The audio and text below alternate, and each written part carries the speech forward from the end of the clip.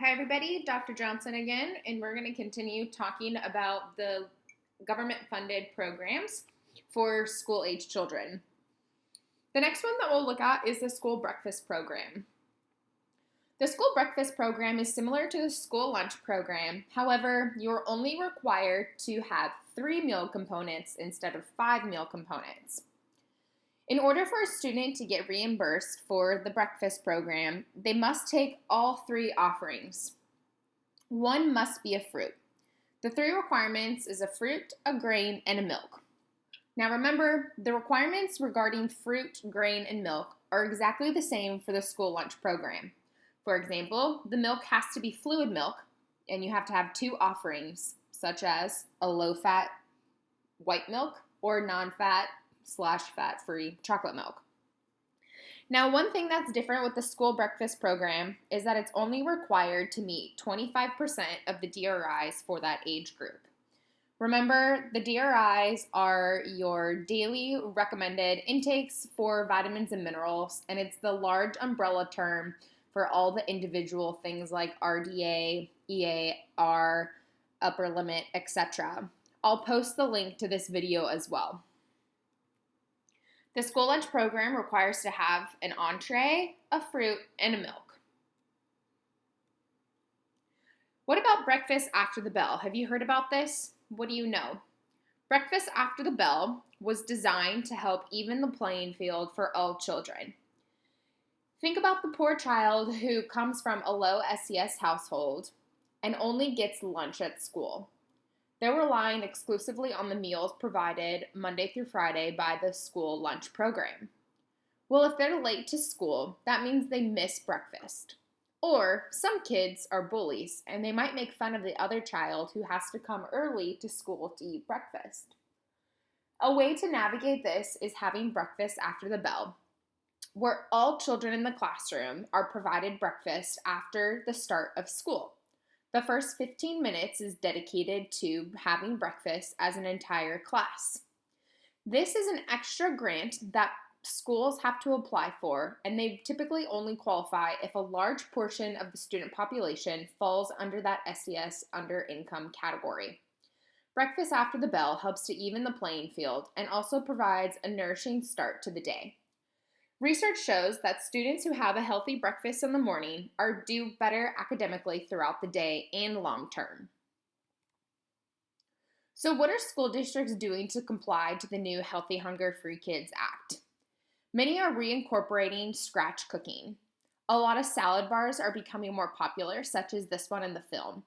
The salad bars are a great way for compliance because they are offering the variety of colors of fruits and veggies throughout the week. It also helps encourage children making the decision and self-selecting the fruit or vegetable that they're most interested in. A big movement is a farm to table. School districts are working with local farmers to produce produce for their salad bar. Food conventions are another popular place that help with networking and taste test in order for the school district food service to learn more about products. Now, I mentioned in our last video that it's important to understand that these new foods that you're seeing on a menu do comply with all the dietary guidelines. In fact, research shows that students who bring home-cooked meals or a school lunchbox from home, brown paper bag, lunch, whatever you want to call it, are less nutritionally dense than the meals that are provided by the school district. Again, remember, there are limitations because the budget is very tight.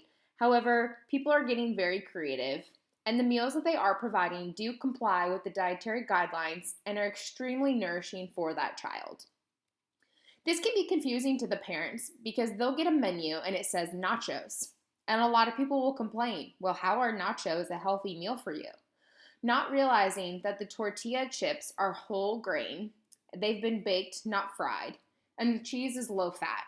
Kids should be kids. However, we do want to provide these healthy nutrients, so they do comply. Another example is if you see a blueberry muffin.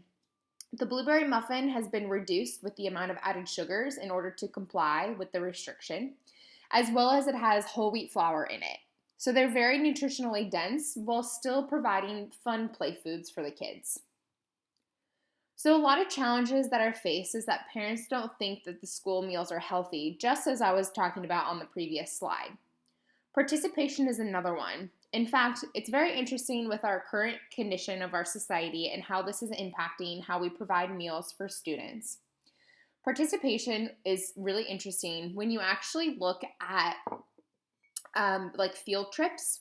So when kids go on field trips and they don't take a school lunch, that actually is not reimbursed. So this provides additional budget constraints. For every dollar, you get about 20 cents to provide food after you've paid for the labor, etc. So budget's really hard, and that makes it a challenge to always provide the most fresh food. However, keep in mind that it does comply with the dietary guidelines. Depending on the staff and equipment that's available as well can be challenging. These larger school districts most likely have a central kitchen, and then food gets packaged and sent out to the different school sites. Other places might have a kitchen right there on hand, while other schools might only have a way to heat and cool the food. The Senate Bill 250, the Child Hunger Prevention and Fair Treatment Act, basically says that you cannot require people to pay their unpaid school bill. This causes a lot of constraint because, again, the budget is very strict already. Another additional thing is that it's hard to adapt to the increasing need of food preferences or diets that are self-selected. So these are some challenges that the school district is currently facing to meet. What I would like you to do is to pause the video. Make a breakfast that complies with the meal components, including a fruit, a grain, and a milk. Make a fun title name for the meal that appeals to children. I briefly want to talk about other governmental nutrition programs. This is an important area to bridge the gap for students who rely exclusively on meals when they're at school. The Summer Food Service Program is a great additional grant that schools can apply for, especially in areas that have a large population that fall under the income level. These are meals provided in local parks during the summer months that would have all 5 meal components. Anybody under the age of 18 can get a free meal by going to a local park during the summer. This is a great way to still provide food, especially to those kiddos who can only get food when they're at school. The Backpack Program is another government-funded program that provides backpacks for the weekend. The teacher would identify the child who is at most need and then would put a pack in the kid's backpack, and that has shelf-stable foods. Things like tuna, things like peanut butter, that don't require refrigeration because we never know if that child has a way to keep that food cold.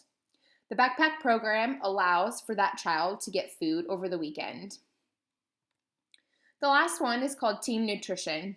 Team Nutrition doesn't so much provide food, but rather it provides education.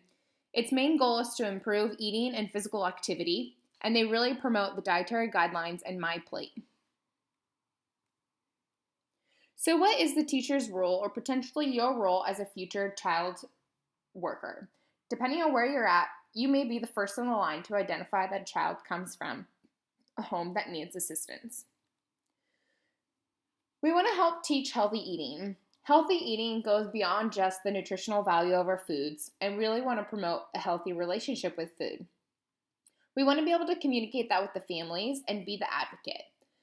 You may be the first person on the line to identify that a child's attitude might actually be because he's hungry or she's hungry. You can help the families access these nutrition programs by letting them know that there's resources out there. Some resources that we've already talked about, as well as additional ones such as SNAP, which is the Supplemental Nutrition Assistance Program, previously known as food stamps, and as well as WIC, which is Women, Infant, and Children. It's important that people know that there are programs out there to provide food. In addition, there's also local food banks that can provide another resource to get additional food.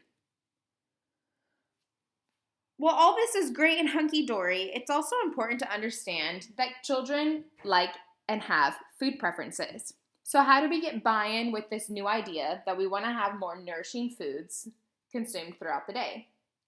A couple strategies have been shown to work with this population. 1, cultural diversity. So, by exposing them to a variety of different cultures, you can get them to experience eating around the world by just sitting at their kitchen table. Having paintings of fruits and vegetables and healthy, nourishing foods along the wall is a subconscious way to increase the amounts of fruits and vegetables. Studies have shown that a multi-purpose room with fruits and veggies painted in the background increased the consumption of fruits and vegetables when compared to a multi-purpose room that had just plain white walls. Getting the kids involved and having fun food-related activities is another important way to get buy-in. Anytime that kids feel like they're part of the process, they're more likely to try a new food. And finally, some schools are doing competitions to where whatever recipe that the kids create would be featured every week for that month on the menu. This is a great way to instill a sense of pride.